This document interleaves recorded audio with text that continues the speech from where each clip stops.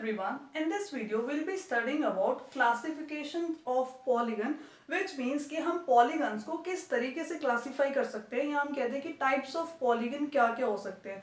तो बेसिकली हमारे जो polygons हैं वो तीन कैटेगरीज में क्लासीफाई किए हैं। जो सबसे पहले कैटेगरी है वो है convex and concave polygons।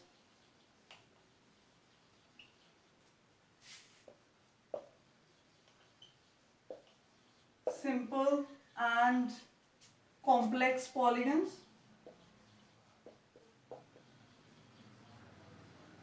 और जो थर्ड कैटेगरी है वो है regular and irregular polygons. Regular and irregular polygons. तो सबसे पहले हम लोग देख लेते हैं कि कॉन्वेक्स और कॉनकेव पॉलीगन्स किस टाइप के पॉलीगन्स होते हैं। जो हमारे कॉन्वेक्स पॉलीगन्स होते हैं उसके जितने भी इंटीरियर एंगल्स होते हैं वो 180 डिग्री से लेस होते हैं। जैसे ये हमारा कॉन्वेक्स पॉलीगन है, इसके जितने भी इंटीरियर एंगल्स हैं वो सब लेस देन 180 डिग्री होंगे। ये भी 180 से कम है। ये जितने भी एंगल्स हैं ये सारे इसके हो गए हमारे इंटीरियर एंगल्स, और ये जो सारे एंगल्स हैं ये 180 डिग्री से लेस हैं। तो ये हो गया हमारा कॉन्वेक्स पॉलीगन। और कॉन्वेक्स पॉलीगन की एक और इम्पॉर्टेंट बात होती है, जो इसके जो डायगोनल्स होते हैं वो इंटीरियर होते हैं। क्या होते हैं diagonals? Diagonals are interior.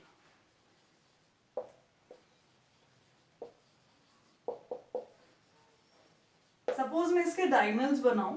Diagonals क्या होते हैं? अगर मैं ऑपोजिट वर्टिसेस को ज्वाइन कर दूं किसी भी पॉलीगन के तो उसके क्या हो जाएंगे? डायगोनल्स। ये सब हो गए इसके डायगोनल्स।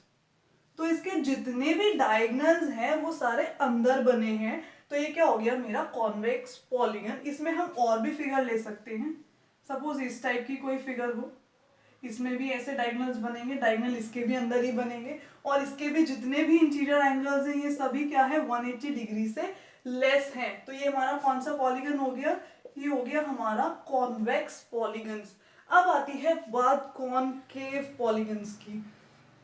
सपोज मैं इस तरीके से एक फिगर बनाऊं, तो ये क्या हो गया? मेरा कॉनकेव पॉलीगन। कॉनकेव पॉलीगन्स को पहचानने का सबसे एक इजी सा तरीका है, इसमें जो केव वर्ड लिखा है तो केव लाइक स्ट्रक्चर होता है, केव की तरह बना होता है। इसको पहचानने का एक इजी तरीका है, इसके जो इंटीरियर एंगल्स होते हैं इसमें कोई ना कोई एक इंटीरियर एंगल ऐसा जरूर होगा जो ग्रेटर देन 180 होगा। क्या होगा? At least one interior angle greater than क्या होगा? 180 डिग्री। कम से कम एक इंटीरियर मींस अंदर का एंगल ऐसा होगा जो कि 180 से बड़ा होगा। अगर हम बात करें तो ये वाला जो एंगल है अंदर का, ये क्लियरली हमें दिख रहा है कि ये रिफ्लेक्स एंगल है। ये जो एंगल है हमारा 180 से बड़ा है। जो हमारा 180 डिग्री का एंगल होता है वो स्ट्रेट लाइन पर होता है। ये लाइन ऐसे बनी हुई है, हमारी अंदर की जो लाइन ऐसे है, and we are talking about this angle. और जो हमारा 180 डिग्री का एंगल होता है वो स्ट्रेट लाइन पे होता है। तो मीन्स हमारा 180 डिग्री तो एंगल सिर्फ और सिर्फ इतना है, लेकिन ये उससे भी इतना ज्यादा है। तो 180 से जहां कम से कम एक इंटीरियर एंगल 180 डिग्री से ज्यादा हो जाए वो हो जाता है हमारा कॉनकेव पॉलीगन्स। और इसकी एक और खास बात है, जो इसके डायगोनल्स हैं वो एक्सटीरियर भी हो सकते हैं। एक डायगोनल तो यही हो गया कि मैंने इसके ये वाले वर्टिसेस ज्वाइन कर दिए, और एक डायगोनल ये वाला भी तो हो गया, इसके ऑपोजिट ये वाले वर्टिसेस ज्वाइन कर दिए। तो ये फिगर तो सिर्फ इतनी थी। तो ये जो डायगोनल है ये एक्सटीरियर है। ये जो डायगोनल्स हैं तो डायगोनल्स में भी एक्सटीरियर, बाहर भी हो सकते हैं। तो ऐसी फिगर्स इसमें तो मैंडेटरी है। जो हमारा कॉन्वेक्स पॉलीगन था इसके डायगोनल्स तो इंटीरियर ही होते हैं और उसके सारे एंगल्स लेस देन 180 होता है। तो मैंडेटरी है, तो फिक्स्ड है। जहां बात आती है कॉनकेव पॉलीगन्स की, उसमें हमेशा क्या होगा? कम से कम एक इंटीरियर एंगल ऐसा होगा जो कि 180 डिग्री से बड़ा होगा और उसका डायगोनल बाहर भी हो सकता है। तो इस तरीके के पॉलीगन्स होते हैं हमारे कॉनकेव पॉलीगन। इसमें और भी फिगर आ सकती है, सपोज मैं इस तरीके से कोई फिगर बना दूं तो इसमें फिर से ये केव लाइक स्ट्रक्चर हो गए दो, तो ये वाला जो इंटीरियर एंगल है अंदर के जो दोनों एंगल्स हैं ये फिर से 180 से यहाँ पे दो एंगल्स हैं जो कि 180 डिग्री से बड़े हैं, तो ये यहाँ पे फिर से क्या बात आ गई है, यहाँ पे फिर से सेम कंडीशन हो गई कि ये कॉनकेव पॉलीगन है और इसके डायगोनल्स भी देखो एक्सटीरियर में लाई कर रहे हैं। एक्सटीरियर मीन्स बाहर लाई कर रहे हैं, इन मीन्स अंदर, एक्स मीन्स बाहर, तो ये हमारे क्या हो गए, दोनों हो गए हमारे कॉनकेव पॉलीगन्स। ये हैं हमारे कॉनकेव पॉलीगन्स और ये हैं हमारे कॉन्वेक्स पॉलीगन्स। अब बात आती है simple and complex polygons.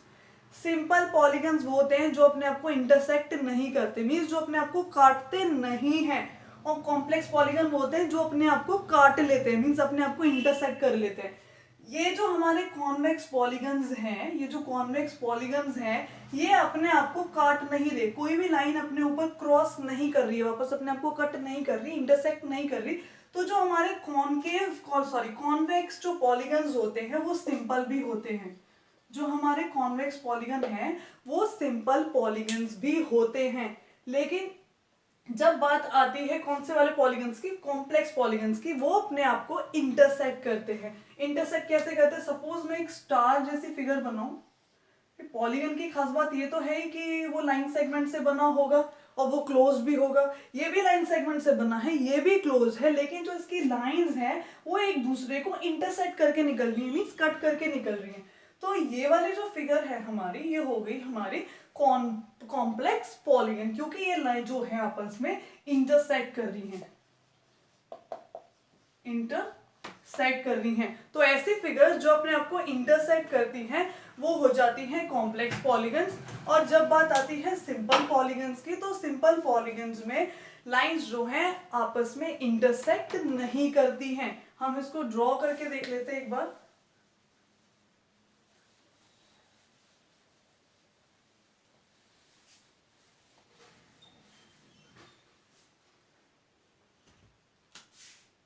Suppose करो मैंने ये वाली फिगर बना दी है, ये फिगर बना दी, ये लाइंस अपने आप को इंटरसेक्ट नहीं कर रही, तो ये हो गए मेरे सिंपल। और जो सिंपल होते हैं, सिंपल पॉलीगन्स आर